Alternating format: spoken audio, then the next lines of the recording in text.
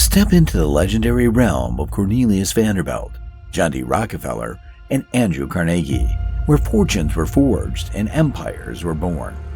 Witness Vanderbilt's bold navigation of the steamship industry, Rockefeller's shrewd dominion over oil, and Carnegie's masterful command of steel.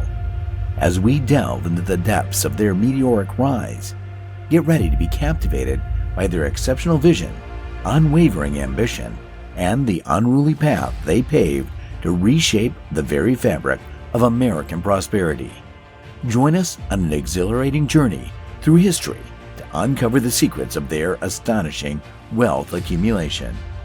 Before we begin, make sure to subscribe to the channel and hit the bell icon to get notified of the latest updates on our channel. There lived a man named Cornelius Vanderbilt, born in 1794, known to many as the Commodore. He was an ambitious American entrepreneur who amassed great wealth through his ventures in railroads and shipping. From an early age, Vanderbilt displayed remarkable business acumen, following in his father's footsteps and eventually rising to leadership positions in the thriving inland water trade. The tale of Vanderbilt's rise to prominence began humbly, with a meager $100 loan that allowed him to purchase a small ferry boat. Through his shrewd dealings and unwavering determination, he rapidly expanded his fleet, earning himself the illustrious title of the Commodore.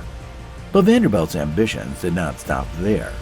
He possessed an unwavering foresight that set him apart from his peers.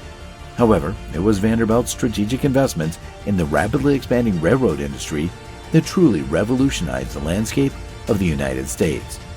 Recognizing the immense potential of transportation, he understood that controlling the infrastructure meant holding the reins of power. With this vision in mind, Vanderbilt boldly transitioned from a fleet of ships to a railroad empire, completely disrupting and reinventing himself and his business.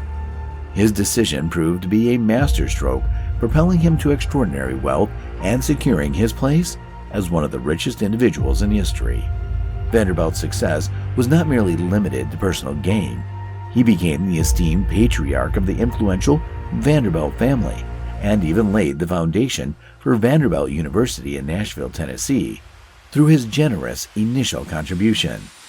Tragedy struck Vanderbilt's life when one of his sons, George, perished in a war. The loss shattered Vanderbilt emotionally, leaving his empire vulnerable to rival businessmen who saw an opportunity to dethrone the old man. Faced with this threat, Vanderbilt summoned his remaining son, William, to undertake a crucial trade negotiation. However, his rivals ridiculed and dismissed William, thinking they had the upper hand. Upon learning of his son's failed mission, Vanderbilt's fury knew no bounds. He called William into a room and, with a map spread before them, declared, "They want war, and the war they shall have." Vanderbilt recognized the strategic advantage he possessed, an iron rail bridge that served as the gateway to the country's largest port and market, located in New York City. With unyielding determination, Vanderbilt made it clear that he would spare no expense or effort to bring his competitors to their knees. Crossing paths with Vanderbilt meant facing the wrath of a relentless titan. Thus, he commanded his son to close the bridge, effectively blocking other rail operators' access to the vital port and market. This bold move showcased Vanderbilt's power as the undisputed rail king. The presidents of rival companies found themselves cornered with no choice but to surrender and sell.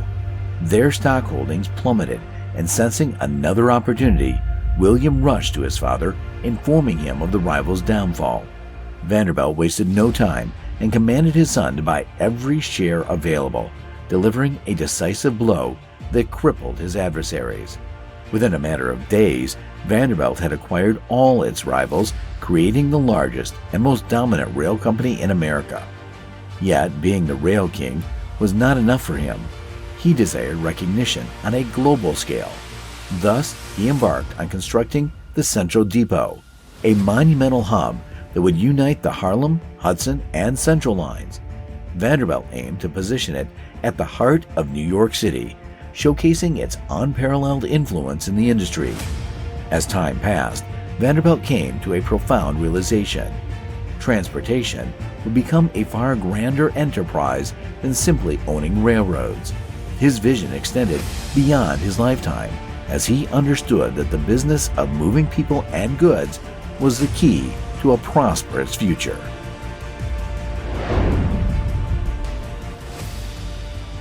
John Davison Rockefeller, Sr.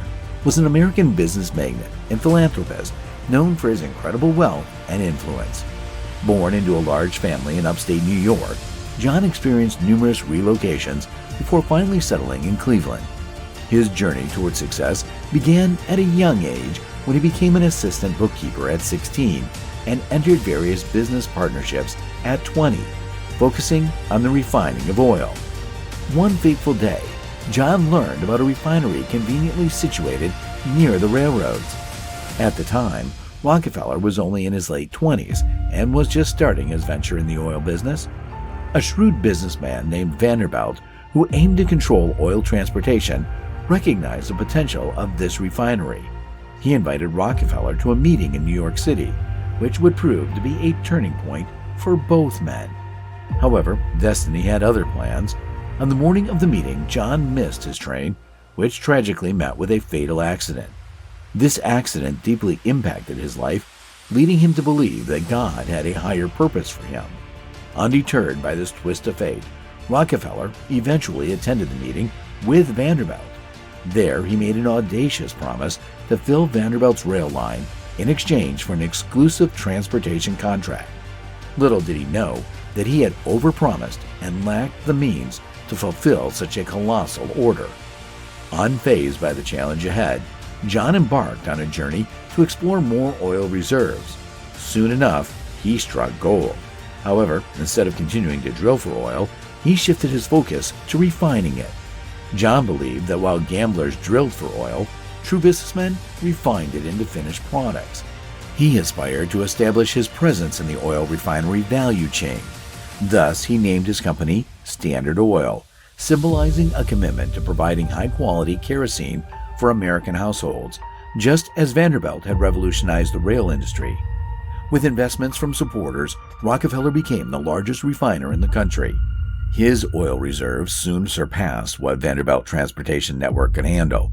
Sensing an opportunity, another fierce rival of Vanderbilt, Tom Scott, swiftly approached Rockefeller to strike a deal.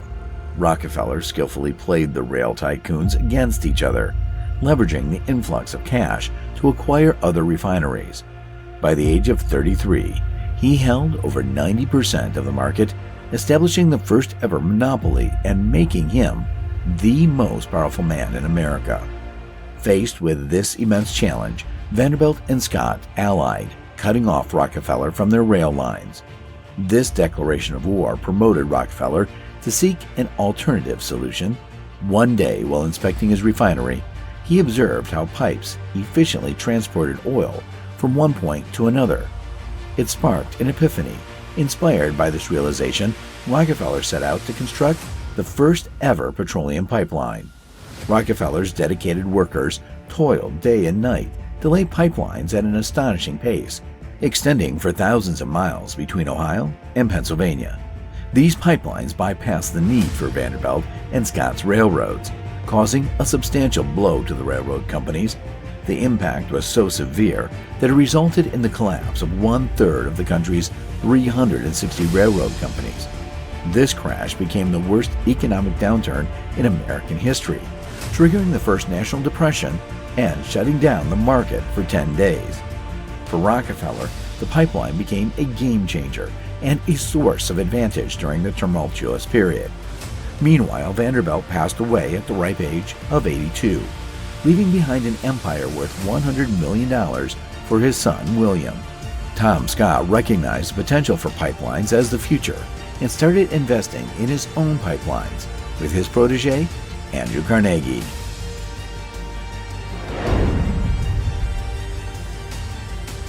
Andrew Carnegie, a Scottish-American industrialist and philanthropist, played a captivating role in the expansion of the American steel industry during the late 19th century. He became one of the wealthiest individuals in American history, accumulating a vast fortune. The story takes an intriguing turn when Carnegie's mentor, Tom Scott, passed away, and Andrew sought to avenge his death. Having been taken in by Scott at the age of 12, Carnegie viewed him as more than a mentor. He was a father figure.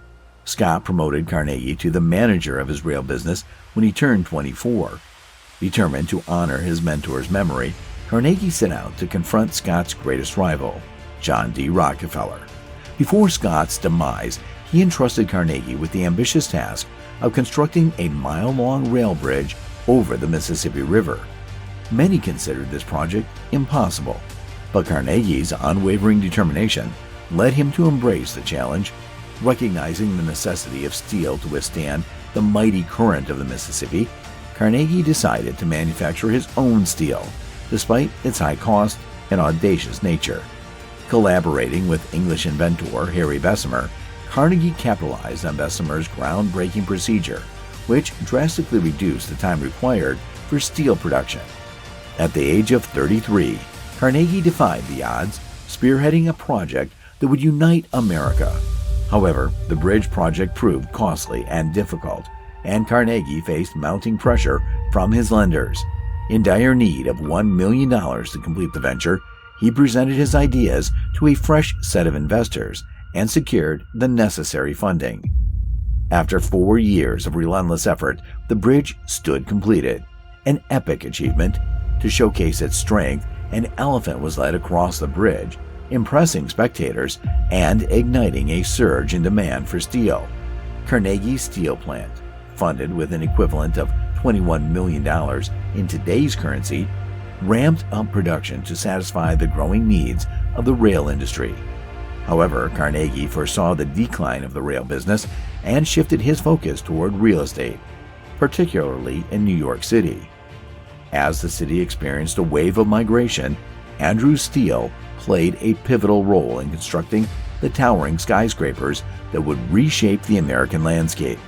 Despite his extraordinary accomplishments, Carnegie felt a void within, fueled by the knowledge that Rockefeller's wealth surpassed his own sevenfold.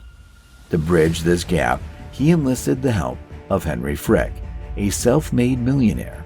However, this alliance proved detrimental to Carnegie's empire.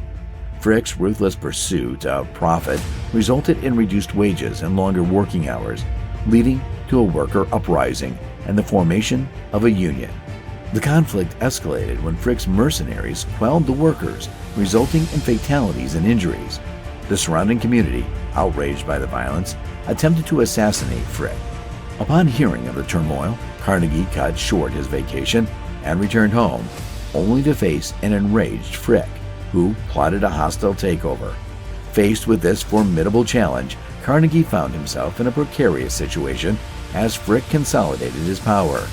Frick went on to establish an exclusive members-only club, an extravagant haven for the wealthy and powerful. However, as the construction of this lavish retreat progressed, the dam walls near Jamestown weakened. On an exceptionally rainy day, the walls succumbed, submerging Jamestown underwater. This disastrous event further tarnished Carnegie's already fragile reputation, urging him to act. Determined to restore his image, Carnegie embarked on a mission to distribute his wealth, generously donating millions to aid in the reconstruction of Jamestown. Additionally, he contributed funds towards the establishment of Carnegie Hall, a magnificent venue dedicated to the performing arts. Nevertheless, an impending challenge loomed on the horizon. And with this, we reach the end of today's video. What do you think about today's video? Share your opinion. Do let us know in the comment section below. And if you like today's video, give us a thumbs up. And do not forget to hit the subscribe, share this video with your friends and family, and press the bell icon for more upcoming videos. We'll see you next time with a newer video. Stay tuned and take care.